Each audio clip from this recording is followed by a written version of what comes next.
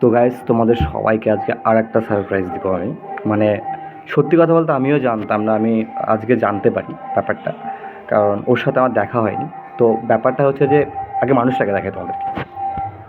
এই সেই মেয়েটা আমার বন্ধু, যার হুট করে মানে খুব সাডেনভাবে ওর এঙ্গেজমেন্ট হয়ে যায়।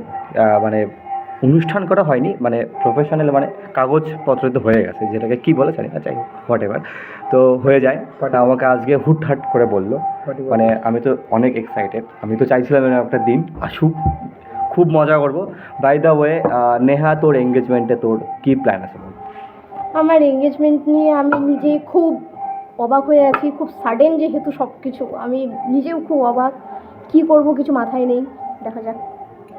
আচ্ছা, তো কি কি পড়বি? বাজার করতে যাবো না, যেরকম শ্রেয়ার গেছিলাম বাজার করতে, ওরও সাডেন হয়েছে। অবভিয়াসলি আমি আর বিদ্যুৎ আজকে বাজার থেকে ঘুরে আসছি। কিছু মানে কি যেগুলো জুয়েলারি পরবো, আমি জুয়েলারি দেখে শুধু একবার পছন্দ কয়েকটা করেছি, মানে নেই পছন্দ নেই করেছি আজকে শুধু। নেই নেই। তো যাই হোক, সবাইকে জানিয়ে রাখলাম। তো আমাকেও জানায়নি, মানে আমি একটু ব্যস্ত ছিলাম একটা প্রবলেমে। হ্যাঁ, তো আমাকে জানানোর টাইমটা পাইনি। তো আজকে দেখা হলো, বললো, তারপর একসাথে বাজার গেলাম, গিয়ে সব কিছু ঠিকঠাক করলাম, কী কী হবে না হবে। তো বাকি প্ল্যানটা আমরা পরে বলবো। Good bye.